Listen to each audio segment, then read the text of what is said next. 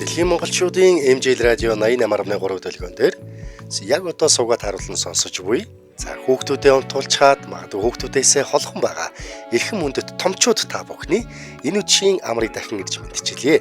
Өнөөдөр 2025 оны 9 сарын 30-ны өдөр мегмар гарыг тохиож байна. Улаанбаатарын цагаар 22 цаг 11 минут болсноор манай өнөөдрийн хүүхдүүд унтлаа. Одоо бидний цаг. Үрээтэй томчуудын явдал нэвтрүүлэг маань ийхүү эхэлж байна. Манай өнөөдрийн нэвтрүүлгийн дэмжийн ажлагч байгууллагаар Mobicom корпорац дэмжиж ажиллаж байна. Радиогийн 2 дугаар студиэс хөтлөгч Эрика Угна, найруулагчаар Өнөр Баяр, нэвтрүүлгийн продюсераар Аринаар ажиллаж байна. За дахиад үдшийн минь. Дахин үдшийн минь дээ. За түрхэн хугацаанд сайхан амарсан уу? Тэглээ сайхан амарлоо. Бараг л унтах гэж шүү. За ганцаараа ёо. Чи томчуудын явдлаар орохгүй төрүүлж унтна гинэ. Харин тий томчуудын явдлаа ярих гал зүгээр. Унтахгүй тэслэн штэ. За манай өнөөдрийн мегмар гарагт бит хоёр оддын амьдралын нууц ертөнц. Оддын гэдэг маань одоо олонний танил гэсэн үг шүү дээ. Дэлхийн нийтийн тийм үү. Нууц ертөнц тэдгээр эрхмүүдийн сүүлийн үед дэлхийн даяар шууган тариад байгаа секс дүүлэнүүдийн талаар хүргэдэг билээ. Тэгэлгүй яах вэ? За өнөөдөр чи хоёлаа бас л тухайн үедээ нэлээд сенсац болж исэн хэрэгүүдийг ярина да тийм ээ. Тий.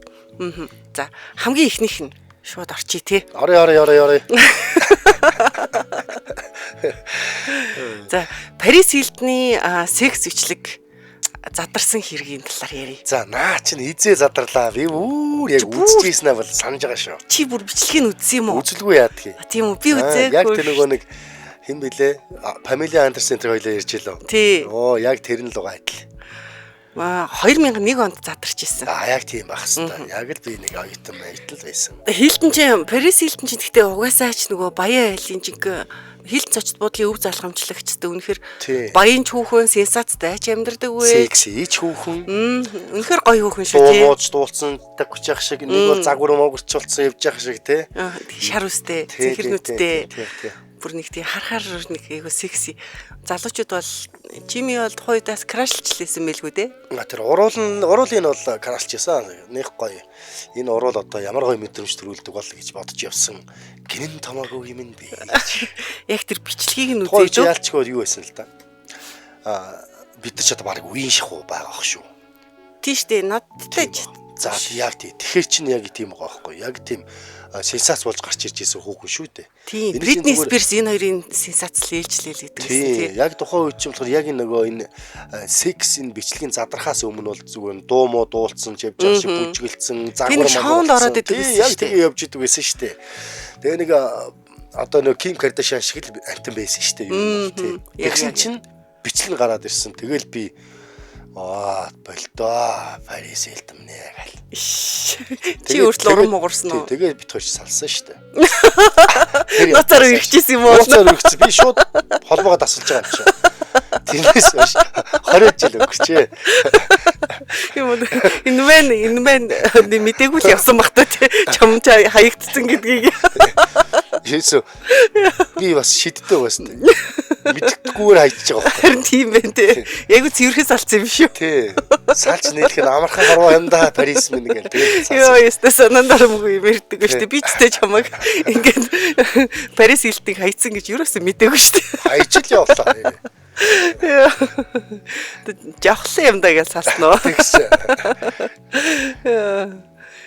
Зэ.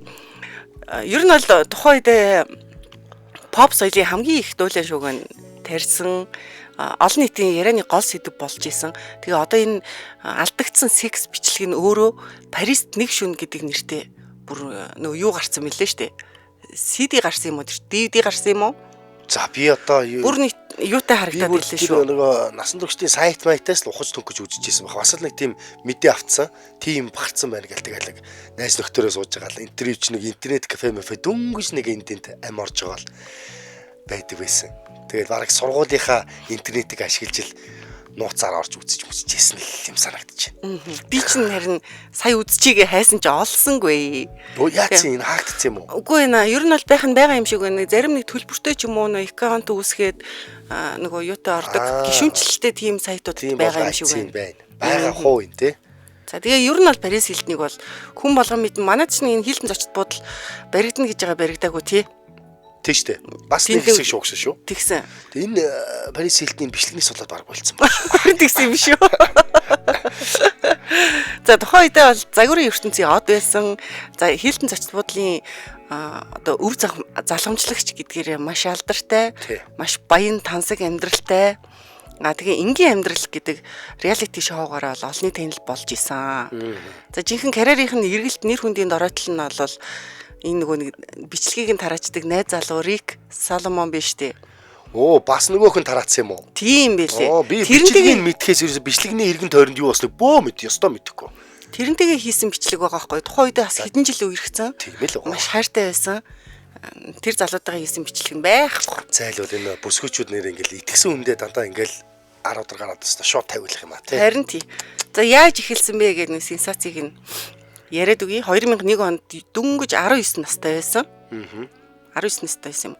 За тэгээд тэр үеийнхээ одоо найз залуу Рик Соломонтойгоо хамтдаа зөвхөн хоёр хүнд зөвхөн бие биендээ зориулсан дурсамж үлдээх зорилготой бичлэг хийжээ. Камера ингээд камера байрлуулсан.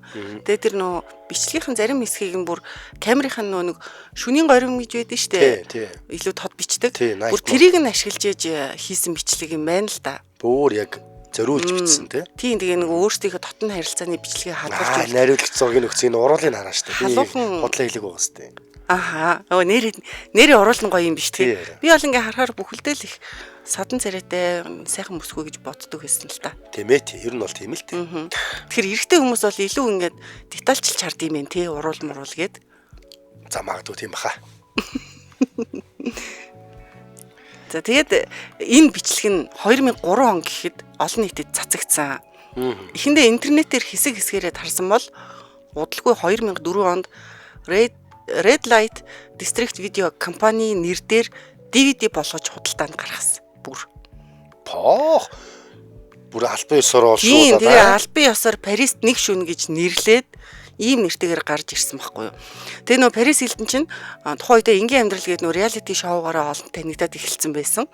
Тэгсэн чинь юу нөгөө хувийн бичлэгийн цацагдчихаар чинь жинхэнэ одоо хувийнхын амьдрал нь асуудал бүр олон нийтийн хог болж байгаа шүү дээ. Хэл ярианы хэл амны бай болоод айгуу гоё нөгөө нэг өөрийнхөө дүр төрхийг гаргаж ирж олон танигдчихсэн юм чинь шууд ингээ секс юм л болчихж байгаа байхгүй. Тэгж юм. Завхаа хүүхэн гэдэг нэр аваад. Тийм. Тэгээд тэр бичлэг нь өөрөө зүгээр шууд насан туршидын порно киноны ил ерөөсөө яг ирээ цээргөө бүх юм байгаа юм чинь. Одоо манай тэр бичлэгийг тухайн үед нь үзчихсэн хүмүүс байгаад яг л хэлхийл байхаас. Тэгээ эн чинь ингэж гарахтаа DVD олж гарахтаа 2 дисктэй заяа. Нэгэн дээр нь болохоор одоо бэлгийн харилцаанд орж байгаа, нөгөөх нь дээр нь болохоор аман секс хийж байгаа гардаг. Тийм. Чи тэгэхээр ер нь бол хоёуланг нь үзсэн юм биш үү? Үзсэн. Тэгээ хөрх юмний чинь тухайн үедээ мэдээж хийжтэй юм чинь шоконд орсон. Тэгээ бичлэг хийгдэж яхад ер нь бол бүрэн ухаантай байгаагүй. Үүнийгээ олон нийтэд гаргахыг ер нь хизээж зөвшөөрөөгүй гэж уг нь хэлсэн л юм байна. Тэгэхээр тухайн үедээ согтуу юм уу эсвэл нөгөө мансурсан байдалтай байсан л юм шиг байна. Энд ч бас нэг хэсэг л нэлээд л хил авны бай болсон л та. Тэгээ яг олон нийт болохоор янз янзын л үзэл бодолтой бас л 2 хуваагдал бүүн сенсац болсон. Тэгэн штэ. Зарим нь болохоор өөрөө бичлэг хийсэн учраас тий хариуцлага өөрөө хүлээх ёстой гэж буруутгаад зарим нь болохоор энэ бол зөвшөөрлгүйгээр хувийн амьдрал руу халтсан эмэгтэй хүнийг доромжилсан эргээ гэд хамгаалж ирсэн. Бас яг 2 хуваагдсан. Гэхдээ энэ босон хүмүүст бол мэдээж ямар ч хамаагүй л тий.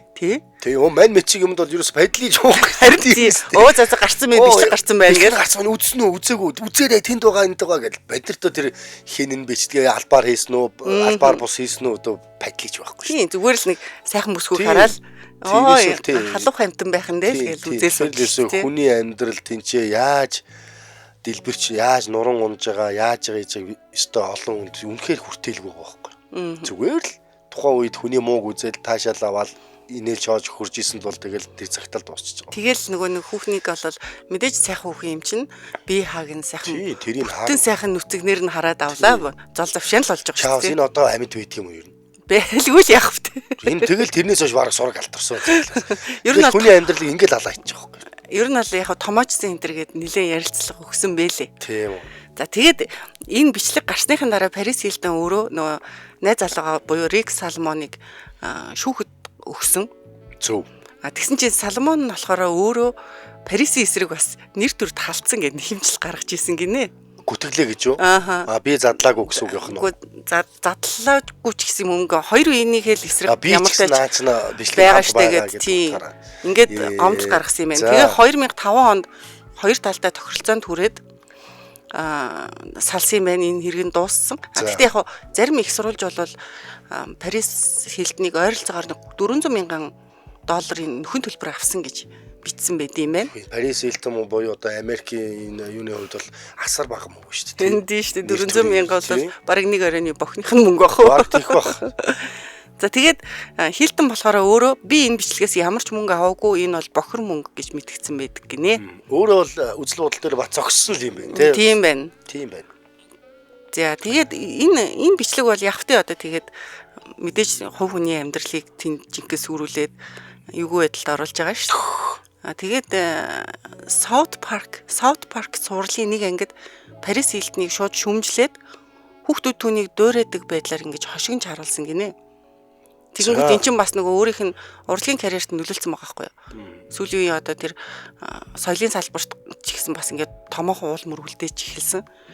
Дуучин Pink болохоор өөрийнхөө тэнэг охтууд дууныхаа клипэнд Paris-ийн бичлэгийн санааг нь ашиглаад нийгмийн эргэлзээтэй алдартай бүсгүүчүүдийн дүр төрх гэж гаргаж ирж байгаа шүүмжилсэн гинэ. Нийгмийн эргэлзээтэй алдартай бүсгүүчүүдийн дүр төрх. За юу сони. Харин тийм Pink ч бас нэг сони стилтэй шүү дээ тий. За тэгээд гэхдээ ер нь бол Paris-ийн бичлэг нь насан туршидын видео мэдээ. Pink яагаад тэгсэн юм бол? Мэдгүй. Бас л нэг тийм өөрийнхөө хувьд бас л нэг тийм дислсэн байгаа байхгүй тийм. Сенсац маягийн юм гаргаж өөрийгөө бас л тоолох гэсэн л нэг тийм арга багтаа. Нэг бол яг тэгэж ашигласан байна тий. Одоо нөгөө Rocket Bag жоохон гэл тал талаас нь ирж муулаад байгаа шиг тий. Зориуд нэг тийм өөрсдөө хажууд нь гаргаж ирэл тий. Магадгүй л юм тий. Pink ч уул нэг давгу хөг штэ. Жохо хүзүүгүүл болохоос штэ гэдэг байхгүй. Ер нь бол стил тэр юмнууд нь стил энэ гоё шүү. Дуунууд нь ч гэсэн. Тий. За тэгээд гэхдээ энэ Paris-ийн бичлэг нь болохоор насан туршидын видео мэдээний шагнал гардуулдаг AVN Awards-ийн жилд хамгийн их зарагдсан бичлэг, хамгийн их түрээслэгдсэн бичлэг зэрэг шагналуудыг хүртэж исэн гинэ. Энэ одоо яг сөрөг талаараа амар шагнаа баяа одоод гэдэг шиг багцсан байна тий. Үгүй энэ чинь гэхдээ хүмүүсээс амар их хандлт авсан байгаа байхгүй их зарагдсан. Одоо тийм нөгөө бичлэгийг ингээд DVD болгосон компани бол ашиг олцсон байгаа сте. Тийм байна. Гэтэл энэ Paris Hilton маань өөрөө тэнд чаавс нэг иймэрхүү юм гарах тоолонд л сэтгэл нь өмөрж идэг байлгүй тий. Өмөрж идэг гэдгийг айгүй ярилцлагануудтай бол 30 гарсан марсан хойно өгсөн ярилцлаган дээр ч гэсэн ярьсан байт юм билээ. Тийм л тий. Би уншсан. Тэгээд гэтээ энэ ингээ харахаар чинь Paris хэдийгээр ингээд нэр хүнд нь унсан ч гэсэн нөгөө талаас бичлэг нь амжилттай болчоор нэг бахарх маарч юм шиг бахарх чи ихэр өөрөө болохоор тэр дээр бахарлыг хүлээж авахааргүй юм байгаа байхгүй. Тий, хүлээж авахгүй дургу байгаа. Тэгэхээр чи нэг тоглоод байгаа хач юм шиг нэг сонирхол үйл явдал болсон байгаа байхгүй. Магадгүй зүгээр нэг жижигхэн нэг тийм нэр алдарт хүрэх гэж ядсан нэг од биш оч нөхөр те. Зүгээр нэг гялццгаад ядж байгаа нэг тийм жижигхэн нөхөр магадгүй ийм бичлэг хийж зарчаад намайг хохироолоо гэл ингээл сенсац тэгдэгсэн юм. Жинхэнэ од бол нэгэд өөрөө бол бахархц нөө Kim Kardashian шиг ч юм уу те. Байж мэдхэр штэ. Гэтэл манай Paris Hilton чи юу вэ баг дэлхийн супер тэр том сүлжээ өв хөрөнгөний өв залгамшаач өвөөгийн ирэх шар ганц охин байж ич энэ зэргийн юмд бол нэг их бахархан амжилт бол биш баха. Харин тий өөрийнх нь хувьд бол ерөөсөө ч амжилт биш л дээ энэ. Тэгээ одоо нөө ярилцлага хөвгтөд хийж байгаа байхгүй. Би тэр үед годомжинд гарахад хүртэл хүн болго намайг нүцгнээр харж байгаа юм шиг тийм мэдрэмж төрдөг байсан. Энэ бол миний амьдралд тохиолдсон хамгийн том доромжлол гэж дурссан байд юм байна. Тэгээ 2020 оны үеэр Paris энэ тухайг баримтат кинонд оролцож үнэн түүхээ илүү дэлгэрэнгүй ярьсан юм байна л да. За. Тэгээ яг тэр үедээ бас л хэлжсэн юм байна. Миний хувийн орон зай нэр төрийг булаасан зөвшөөрлгүй халдсан явдал байсан гэж илүү дэлгэрэнгүй л ярьжсэн юм байна. Ямар ч тач Paris нэг шүн гэсэн энэ бичлэг болохоор 21-р зуунд хамгийн алдартай, хамгийн маргаантай секс бичлэгүүдийн нэг нь бол зүй ёсоор орж байгаа. Тэг бах. Hilton-ийн хувьд болохоор хүний амьдралд асар их дарамт одоо авчирсан. Энийг бол өөрөөр тэгэл даван туулж чадсан л байгаа юм л та. Яг зөв. Тэгээ ер нь бол явтай нэг шар хөвлөх юм бол иймэрхүү юмэг бол гаргахгүй шүү дээ. Тийм шүү дээ. Тэгээ эн чинь 62 минутын бичлэг гинэ. Цаг гарны байгаа мó? Тийм бай, 1 цагийн бичлэг. Өөх. За тэрийг бол би өстой сайн мэдэхгүй юм байна. Тэгээ дөнгөж 19-тэй байсан. Тэгээд жинхэнэ нөгөө нэг галзуу секс хийж байгаа галзуу сексийн амьдралыг ил болгосон энэ бичлэгт би түрүү хэлсэн шүү дээ. Шөнийн камераар авсан. Тий, бүр night mode-д тохируулж байгаа л тий. Тийм, тэгээд Парисын чармаан нүцгэн бий болол залуусын сэрлийг, сэтгэлийг үнэхээр донслогож хөдөлгөж чадсан. Тэгээд хосоод болохоор төрөл бүрийн байрлалаар маш удаан дотны харилцаанд орж байгаа нь бол их гоё тод гарсан байдаг. Тий, одоо яг тэр үед чинь ингээл тэр үе одоо бичлэг үзсэн хүмүүс бол баг л тэр нөө найз залуу тэр хэм блэ? Соломон гэдэг тий. Баг тэрний орондоо өөрийгөө байгаа юм шиг л яг тэр нөхрийн тэр Парис Элтны яг тэр тухайн бэлгийн ажлаа хийж байгаа тэр үйлдэл хөдөлгөөн болгоны бүр ингээд шүлсээ гоож болох шахав гэж шимтэ хардаг ус. Энд чинь мэрэгжлийн жүжигчин биш. Бүр топ од тий. Бүр дэлхийн хэмжээний хүүхний гинт тийм бичлэг гараад ирэхэр чинь яг тэгж л хардсан юм бэ нэлээ. Харин яг тэрээс насан туршийн кино үзэхэд бол угаасаа л тэргээр мөнгө олж байгаа жүжигчин бол нэг тийм сэтгэл мэдрэмж төрүүлэхгүй байгаа байхгүй. А яг энэ олонний тайл хүний тийм нууц бичлэг задарлаа гэхрэл тэгэл айгуу шохорхож шунаж ингэж олж авахыг хичээж үздэг юм лээ. Тэгээ тэр чинь нөгөө зөвхөн өөртөө ховдоо хийж байгаа бичлэг учраас яг тэнд өөрийнхөө үннээр байгаа байхгүй. Тийм шүү дээ. Яг тэр дугарж байгаа, аашилж аягилж байгаа энэ чинь бүр янаглж байгаа тий. Яг л энэ эмэгтэй орон дотор ямар вэ гэдгийг шууд ингээ харагдаж байгаа болохоос тэргээрээ илүү их тийм одоо дур сонирхол тийм аппетит төрүүлээд байгаа байхгүй. Би бол яг тэгж л шохооргож харж ирсэн. Яг энэ видео ер нь алднаа гэхэд чинь мэдээж хүнд тосолгүй л яах вэ? Хөх тэнгэр хөмөрнө гэдэг шиг юм болчих байгаа шүү дээ. Харин тийм. За хүмүүсийн хувьд бол харин яг түрүүний миний хэлдгэр үнэхээр азтай хэрэг байгаа байхгүй. Пүү яа нөө энэ бичлэг. Энийг нь олоод үзчихдэг. Үзээгүй азгүй хохор. Үзээгүй нээстэй азгүй азгүй. Тийм байгаа байхгүй. Яг зүгээр Парисын энэ бичлэгт багтаагүй бичлгүүдэн ч ер нь интернетээр одоо байдаг гэж байна. Бас уу? Тийм гэж байна. Тэгэхээр чинь энэ нэг цагт ингээл тасархай баян гэр бүлийн нүүр царай болж байсан юм бүсгүй одоо зүгээр л байдаг л нэг порно шиг те нэг тийм сексийн зүгээр нэг тийм жүжигчин шиг юм дүр орч хүмүүсийн бодол сэтгэлд нь орчиж байгаа байхгүй тийм. Харин тийм ээ. Одоо тэгээд миний үеийн залуучууд одоо энэ Парис Хилтон 1000 телевизээр гарч ирлээ гэхэд тэр бичлэг нь бол шууд нүдэнд харагдана шүү дээ. Тэгэхээр цагийн ирэхээр л энэ мартагдаж арилах бах та. Харин тийх бах та. Одоо энэ Хилтон ч бас нөгөө манайд чинь нэг сенсац болсон чи яасан гэд нөгөө Атган билэг гэсний хүү сод билэг нь штэ. Тэрний ихнэр нь туул гэд хүүхэн байдэн штэ. Мэдхгүй. Тэгээд тэр чин бас бичлэг алдсан юм. Үгүй.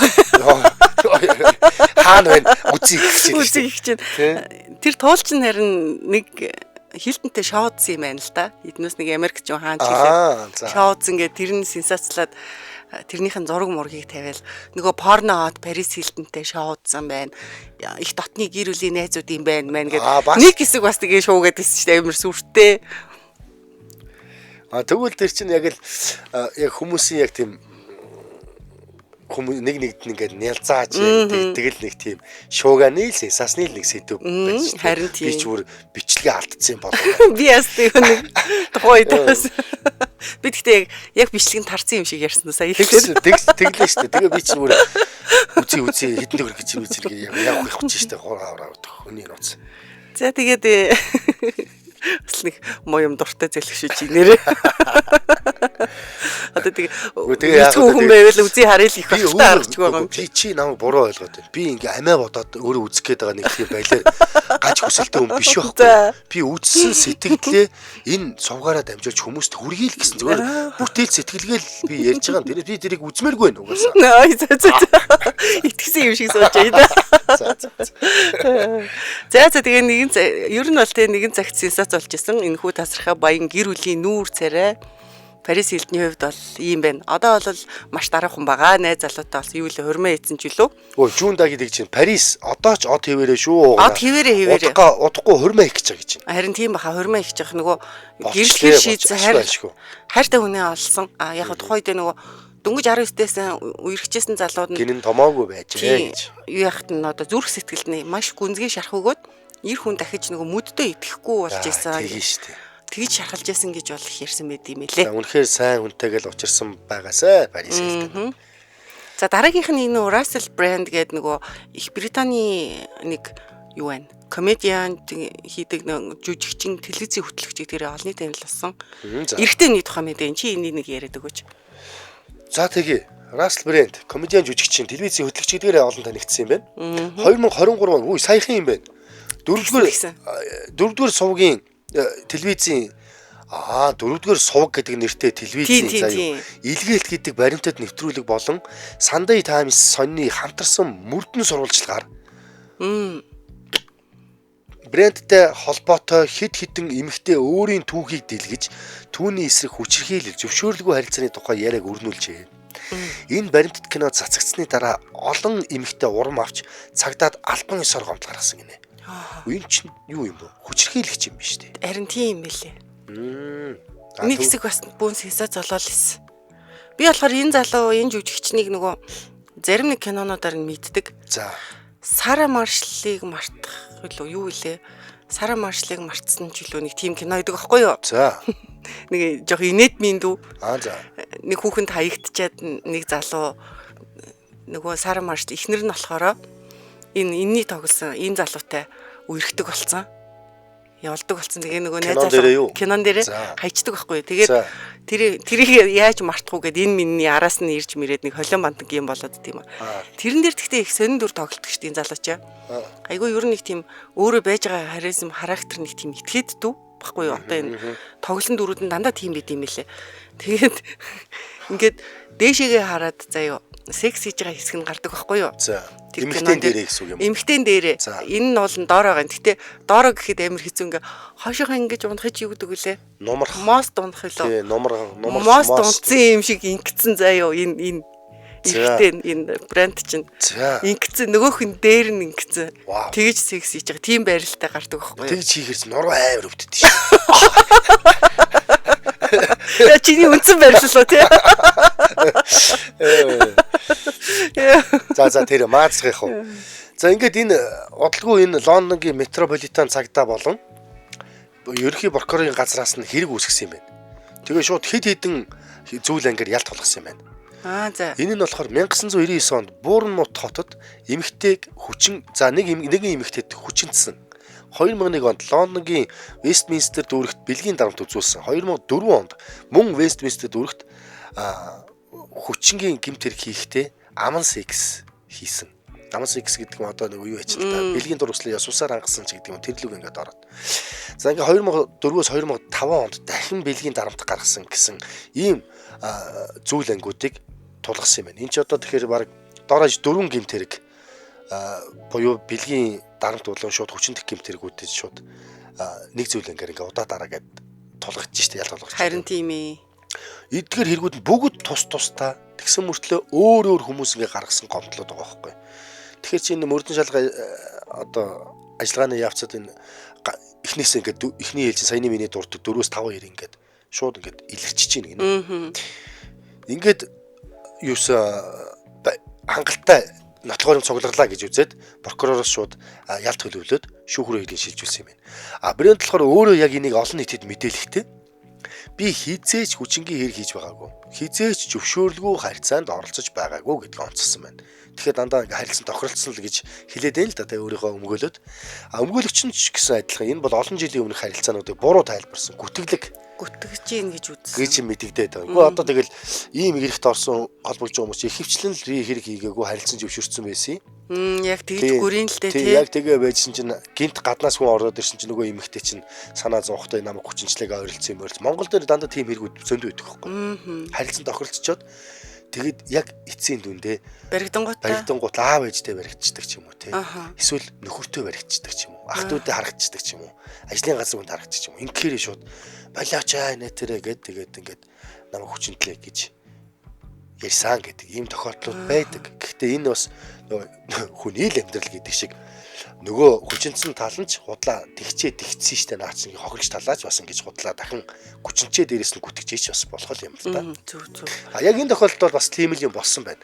Гэхдээ энэ хэрэг зогсоогүй. Саяхан 4-р сард хавар албан ёсоор яллагчдаар татагтаад хүчингийн 2 хэрэг. За мөн бэлгийн дурвслаа ёс усаар хангасан 1 хэрэг. За ингээд бэлгийн хүчрхийллийн дарамт гэсэн 2 хэрэг ингээд нийтдээ 5 зүйл ангиар ялт болгогдсон юм. Өөх зөө. За ингээд энэ болохоор урлагийн Тийм нотлогдсон юм уу? шууд одоо албан ёсоор ялагчаар татагдана гэдэг чинь нотлохын хангалттай бүрдсэн гэж үзэх юм уу? мөрдөн байцаага ажиллагааны бүх үйл явц хянагдаж шалгагдаж дуусаад шүүх рүү шилжсэн гэсэн үг байгаа байхгүй. За. Тэгээ энэ асуудал болохоор урлагийн ертөнцийн хувьд маш том дөргөлт болоод олон нийтийн анхаарал яг зөвхөн нэг хүний хувьд биш. Энэ алдартнууд чинь өөрөө яг хин юм бэ? Ёс зүйтэй хүмүүс байдгийм үү? Эднэрт юу ямар хариуцлага тооцсон ингээл бөөн шүүгэнд игдсэн юм байна л да. Тэгээ сая 5 сарын 30-нд Лондонд болсон шүүхийн өөрчлөлт сонсгол дээр брэнд бүх хэргийг үгүйсгэж гин бурууг гэж өөрийгөө мэдээлсэн. За мэдээж энэ өөрийнх нь эрх штэ тий. Өөрийнхөө эсрэг тийм хэрэг хэлэхгүй байх хэрэгтэй байхгүй. Ингээд шүүхээс төр сулалсан юм байна. За. Ингээд дараагийн үндсэн шүүх хурал нь 2026 оны 6 сарын 3-ны өдөр товлогдсон юм байна. Бүр жил дараа жил юм уу бүр юм байна штэ. Ингэж их удаа юм бах та тий. Хуулийн эрх зүйн орчил тийм байлгүй. Тийм байна. За ингээд шүүх хурал хэдэн 7 хоног үргэлжиж олон нийтийн өмнө томоохон үйл явц болох төлөвтэй байна. Тэгвэл жилийн 6 сарч хоёлаа үзэх юмтай үзээд ярих юмтай л байх нь дээ. Тэх юм байна тий. Энэ хэргийг ер нь хоёлаа дараа жил яг дахиад ярих бах тий. Тий. Яг тэх юм байна. Энэ тэгээд ийм хэдэн 7 хоногор үргэлжилж магадгүй гэдэг чинь тэр юу байгаа юм байна да тий. Хэрэг давагдсан тэр нотлох баримтууд нь нилээдгүй олон юм байгаа юм байна да. Одоо тэгээ эндээс чинь юу яах нь шүү дээ. Эн чинь бол зөвхөн брендийн өөрийнх нь ганц хүний асуудал биш болчихж байгаа байхгүй юу? Алдартнуудын эрх мэдэл, ёс зүй, дээрэс нь ингээд нийгмээс тэдэнд хүлээлгэж байгаа итгэл найдвар тэгээ эмэгтэйчүүдийн одоо хэрхэн хамгаалах уу, бэлгийн мөчлөгт оруулахгүй байх энэ төргээд хууль шүүхийн шудраг ясмас гэдэг чинь жинхэнэ том сэдвүүдийг хүндэх нэ. Тэг нь энэ нь шүү дээ. 5 зүйл ингээд нотлох баримт хангалттай цугларлаа гэд албан ёсоор ялагдагчаар татлаа гэж штэ тий. Тэгэхээр эн чинь нотлох баримт гэдэг юм байгаа. Дан ганц нэг хохирогч гэд нэг хүн гэрчийн мэдүүлэг ганцхан шиг өргөдөл гомдлогыг бол үнэлэхгүй штэ. Яг хөө энэ бол эхэлнэ тий. Хэргийг шалгах эхэлнэ болж байгаа л болохоос биш. Албан ёсоор ялагчаар татсан л бол энд хангалттай нотлох баримт цуглагчсан гэсэн үг байгаа байхгүй юу? Тийм байна л та. Тэгэхээр энэ бол жинхэнэ сенсац болохоос аргагүй юм байна. Гэхдээ ирээдүйн цагдаар юм байна тий. Тийм байна. Одоо бол ер нь явцын дунд л явж байгаа юм байна. Тий. За дараагийн сенсац. За буцаад хоёлаа Аз руугаа орж ирнэ. За ашгүй наашлж байна. Тэглээ Америк одоо Англи гэдэг одоо наашлаад өмнөд Солонгосын сая нэг бөөн сенсац болсон шүү дээ. Нэг шөнийн клубын тухай хэрэг. За урлаг бизнес хууль хяналтын салбарын бүр нэг зэрэг донслогсон хамгийн том дөлөөн болсон. Юу юм? Burning Sun гэдэг нэг шөнийн клубын хэрэг болоогүй юу те. Тэр нь эн чинь бол зөвхөн нэг клубын асуудал биш байхгүй юу? Нилээн олон хэрэгүүд эндээс гарч ирсэн. 2018 оны 2 дугаар сарын 23-нд Сөүлийн тансаг зочид буудал болох Le Méridien дотор үд хаалгаа анх нээжсэн энэ Burning Sun гэдэг клуб. Уул нь бол ингээд айгуу гоё хурцтоод гэрэлтэй гоё хөгжмүүд явдаг. Ер нь жинхэнэ Сөүлд хамгийн тансаг клуб гэж сурталчилгаа нь яваад тэгээ энэ дотор ингээ VIP хэсэгтэй мангар том тайзтай алдартай дижинүүдийн тоглолт байнга явдаг. Зүгээр баячууд очдог байсан. Баячуудын тийм цуглах газар болж исэн байхгүй юу? Элит давхаргын. За тэгсэн чинь хамгийн их анхаарал татсан зүйл нь шүү дээ. Клубын нэртэй холбогдсон хүн. Энэ болохоор Big Bang хамтлагийн гишүүн алдарт дуучин Синри. За өстой би мэдгүй. Энэ чинь болохоор нөгөө нэг Синри чинь энэ клубыг өдөр тутамд нь одоо удирдах байгаагүй гэж өөрөө мэдэгддэг ч гэсэн ер нь бол Синригийн одоо өөрийнх нь нэр нүүр царайгаар нь Burning Sun-ыг бол одоо хүмүүст таниулаад нэр хүнд нь өссөн ийм учиртай байхгүй юу? За. Гэхдээ ер нь бол клубын үүсгэн байгуулалт бизнесийн одоо бүх ажлуудтай нь холбоотой нь их илэрхийл байдаг байсан юм байна. Энэ гол хүн юм биш тий? Харин тийм. За тэгсэн чинь 2019 оны ихээр өстой гинт бүх зүйл оронгороо иргэсэн. Яасан гэсэн чинь 1-р сарын 28-нд MBC телевизийн мэдээгээр нэг ноцтой хэрэг дэлгэгдчихлээ. Клубын үүдэнд нэгэн эрэгтэй хамгаалагчид зодуулсан бичлэг ил болсон. Гэтэл энэ асуудал зөвхөн зодон байгаагүй. Энийн араас эмэгтэйчүүдийг хүчирхийлсэн байж болцшгүй хэрэг хар тамхи хэрэгэлсэн, худалдаалсан, цагдаатай хувилдсан гэдэг ингээд бүр цуурсан ийм гэрчийн мэдүүлгүүдтэй ийм хэрэг илэрч гарч ирсэн баггүй юу. Тэгээ яста жинхэнэ солонгосын цуврал хэрэг юм уу баг. Тэгээ энэ дэр чинь тэгж байгаа ёстой. Одоо эмэгтэйчүүдийг хүчрхийлсэн байж болцшгүй хэрэгүүд гарч Тэгж ирээ. эмэгтэйчүүдийг гэж шүү Тийм. дээ. Тэгээ харт амх хэрэгэлсэн, худалдаалсан, тараасан тий. Энд чинь харт амх чи яадаг лээ нэг хадгалсан мадгалсан гэдэг ингээд нэг холбоо өгнөд яваад идэх тий. Тэгээ дээрэс нь хамгийн гол нь цагдаатай хувилсан байж болцсгүй. Тэгвэл авилга галдан тушаалын асуудлууд бас давхар өндөгдөж байгаа юм шиг. Тэгээ энэ чинь жинхэнэ түүмэр шиг какаток дээр солонгос чи иймэрхүү юм чи бүр амар имзэг болсон. амар имзэг штэ. Тэгээ нөгөө солонгосын өөрийнх нь нөгөө чат гэдэг штэ какаток гэд. За За мэдгүй. какаток гэд бид нэр айгу хөөрхөн чат гэдэг. Тэрнгээр зүгээр шууд какатокийнх нь мессежүүд нь ил болоод жинхэнэ дуйлан болсон байхгүй юу. За тэгээд энээр нь болохоор Синри болно. Синригийн Big Bang хамтлагийн одоо гишүүн Синри болон түүний ойр дотн нөхөд гадны хөрөнгө оруулагчдад зориулж секс үйлчилгээ зохион байгуулах тухай ярьж байгаа бичлэгүүд нь байсан гэж байгаа байхгүй. Оо за бүр зохион Тийм бие үнэлэгчээ авчирч үйлчилсэн гэсэн. Тийм байна. Тайланд хаан гэлээ шүү дээ. Харин тийм. За тэгээ энэ нь болохоор жинхэнэ олон нийтийг зочирдуулаад Синриг бэлгийн үйлчилгээр хахуул өгсөн гэж хэлмээр юм уу? Тийм хэрэгт аль бие ёсоор шалгаж хэлсэн гинэ. Тийм байна. За тэгээд эн чинь 1-р сарын 28-нд болсон. Тэрнээс хойш сенсацлаад ингэж явж байгаад 2019 оны 3-р сарын 10-нд Синри өөрөө олон нийтийн өмнө ил гарч ирээд уучлал гуугаад урлагийн салбараас бүр мөсөнд татгалзаж байгаагаа мэдгцээ. Уучлал гуйсан хэр хүлэн зөвшөөрч чинь тий. Тэгэнгүүт энэ мөч чинь K-pop-ийн нэг одын замнал нь дуусч л байна л та тий. Гэхдээ дуйлал нь бол дуусаагүй. 2020 онд прокурорууд Синрид 8 төрлийн хэрэг үүсгэх санал гаргасан ч шүүх болохоор цагдаа орхих шийдвэрийг бол гаргаагүй юм байна. Хэрэгүүдийн зарим нь бол батлагдаад зарим нь нотлоход дутсны улмаас цагаагдагдсан юм байна. За. Гэхдээ энэ хугацаанд болохоор олон дуйлантай хүмүүс холбогдож хүмүүс бол ял авсан. Зарим нь эмэгтэйчүүдийн Хоморгонд нь уу? Тий, эндээс нь ингээд нөгөө тэр чатан дээр ярилцлага байсан гэдэг шүү дээ. Ярианууд нь тэднэр дээр нь одоо холбогдсон тэрэн дээр нь байсан хүмүүс бүгд татгатаад ороод ирнэ шүү дээ. Тийм нотлох баримт байгаа юм чинь. Тэгээ эмэгтэйчүүдийн хувийн бичлэгийг хууль бусаар авсан, тараасан гэсэн хэрэгт буруутгагдсан. Зарим нь болохоор харт амх хэрэгэлсэн, зарим нь цагдаатай хувилдсан нь бол ил болсон юм байна. Тогтогдсон юм байна дөө. Тэгээ хамгийн их анхаарал татсан нь болохоор Синригийн цэргийн алба хааж исэн үед болсон үйл явдал юм байна л да. Тэгээ армийн шүүхээр шилжүүлж шалгаад 21 онд Синриг 3 жилийн хорих ялаар шийтгсэн. Гэхдээ 22 оны 1-р сард давж заалдаад ялыг нь одоо өөрөө уучлахгүйсэн хүмүүс энэ төр гэдэг нэг тэр мэрийг нь харгалзаж үзээд жил 6 сар болгож бууруулсан юм бэл. Өө тэгэл болов уу? Тий. Синри ч өөрөө болохоор гэхдээ өөрийнх нь буруутгагдсан нь болохоор юу байсан бэлээ? Нөө зуучилсан.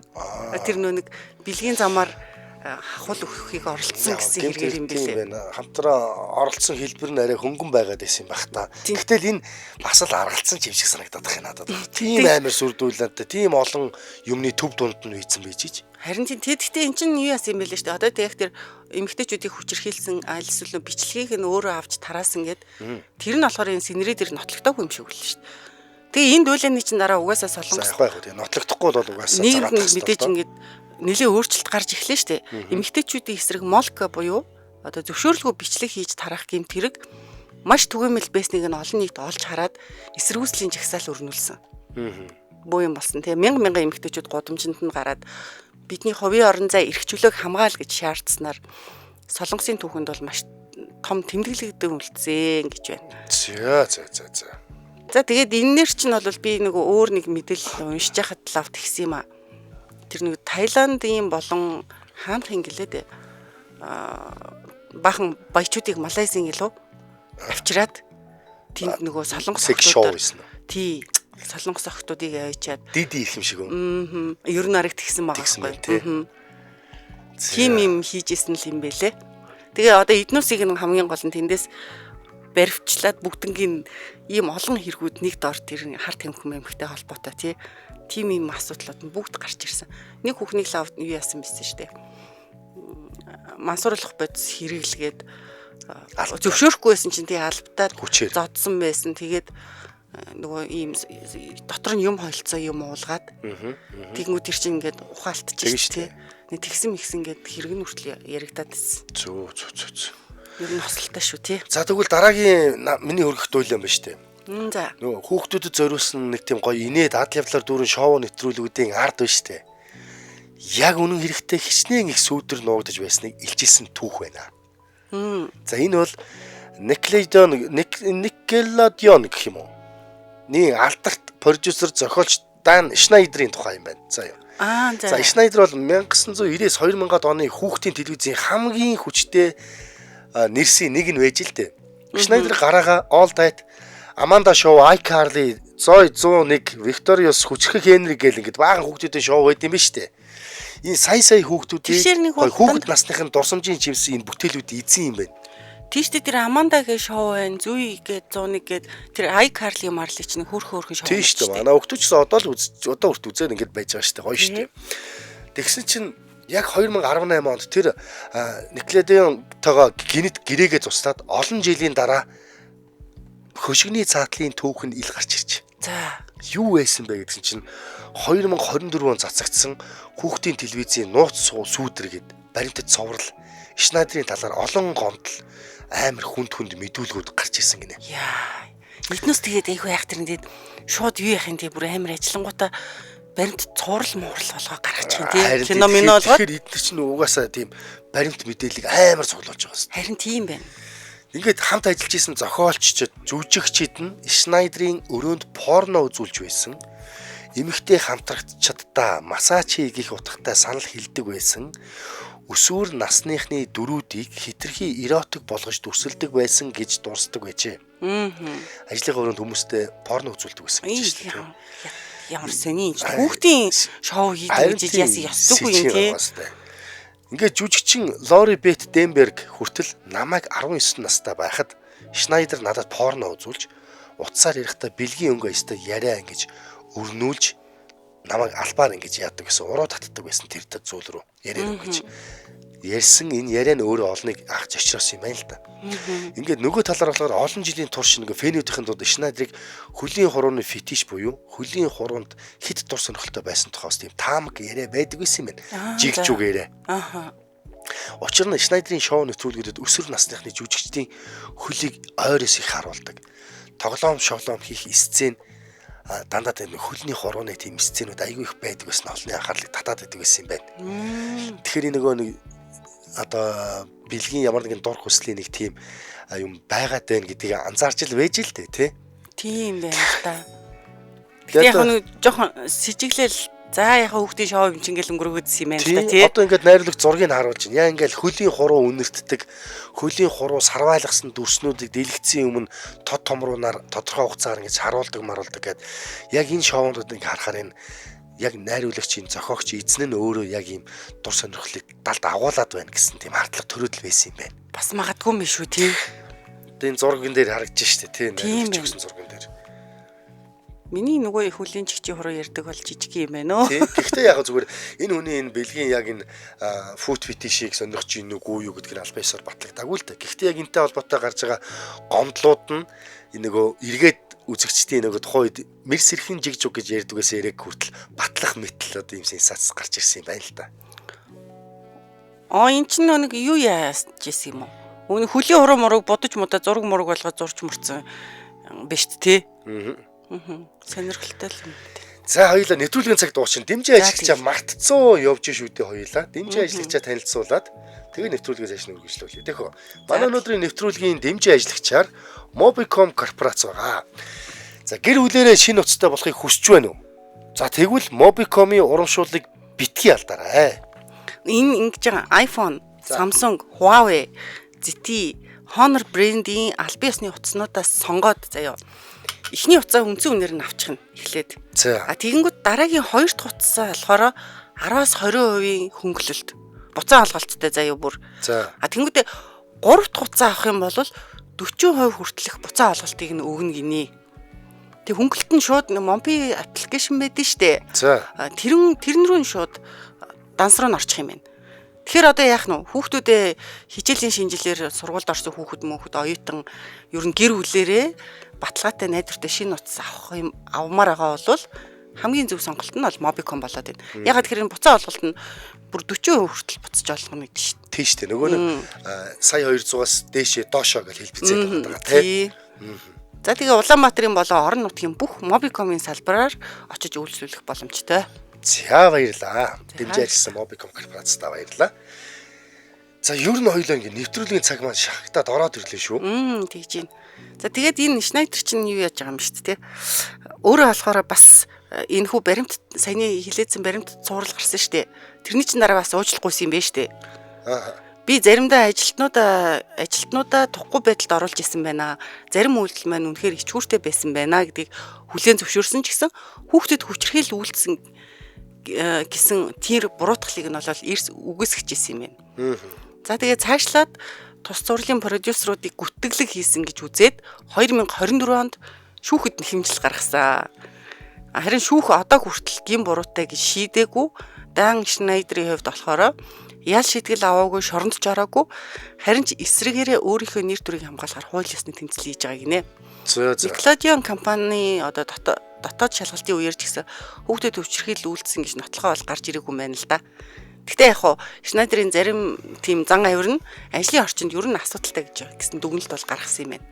Хоосонгуул гэсэн үг шүү дээ. Хоосонгуул гэсэн үг юм байна. Яг хоо тэгээд Schneider-ийн дуйлан нэг зүйлийг харуулсан хүүхдийн шоуны ард ч гэсэн томчуудын янз бүрийн тийм сонин үйлдэлтэй эрх мэдлийн зөрчил, ёс суртахууны асуудал нуугддаг гэдгийг л олон нийтэд гаргаж ирсэн байна.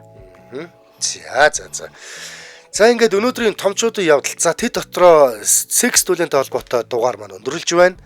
Өнөөдөр бид Paris Hilton-ы алдартай бичлэгээс ахуулаад Russell Brand-ийн хэрэг, Солонгосын Burning Sun хамт дуулан, за мөн хүүхдэд инээд бэлэглэж чадсан Nickelodeon-ы продюсер Дан Schneider нарын тухай олон улсын анхаарлыг татсан дуулаануудыг сөхлөө.